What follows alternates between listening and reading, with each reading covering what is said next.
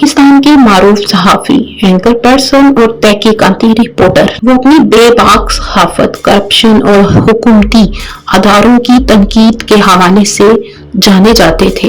जी नाज़रीन, वो कौन थे? जुड़े रहे मेरे साथ और मैं आपको बताऊंगी कि वो कौन से बेबाक सहाफी थे जो अब नहीं हैं। इनकी जिंदगी पर आज हम रोशनी डालेंगे। इनकी जिंदगी से, बेबाकी से शुरू होने वाले सफर से लेकर मौत तक आज हम बताएंगे आपको अपनी इस वीडियो में।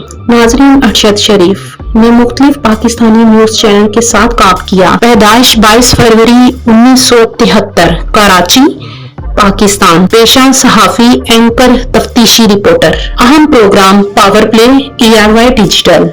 वफात 23 अक्टूबर 2022, नैरोबी, कीनिया।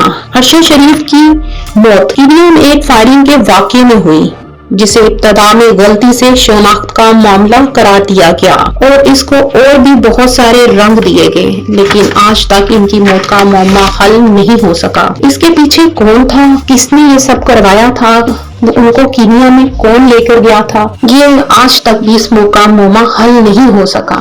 लोग इसके बारे में जानना चाहते हैं। खैर नाज़रीन, मगर बाद में मुख्तलिफ तहकीकात रिपोर्ट्स ने इस जगह में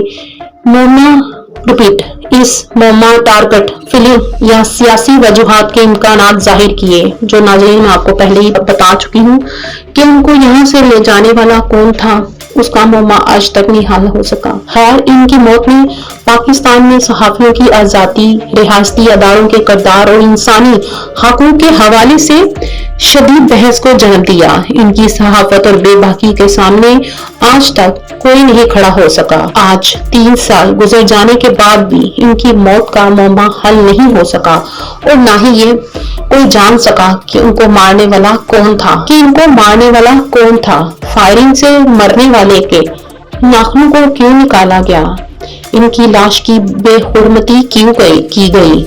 इस तरह के बहुत सारे सवालात हैं जो नाज़रीन मेरे ज़हन में आज भी जन्म लेते हैं और इसका आज तक मुझे जवाब नहीं मिल सका। मेरी ही तरह इनकी माँ, बीवी और बेटी आज भी इंसाफ के लिए दरबदर हो रही हैं और आज 3 साल गुजर जाने के बाद जब इनकी बरसी है तो लोग इनको याद तो क्या भूल चुके हैं, क्योंकि ऐसे बेबाक और नाडर सहाफियों को कौन याद रखता है। याद तो उनको रखा जाता है जो टीवी पर बैठकर झूठ बोलते हैं। नाज़रीन, इस तरह की वीडियो को देखने और सुनने के लिए हमारे चैनल MD न्यूज को सब्सक्राइब करें।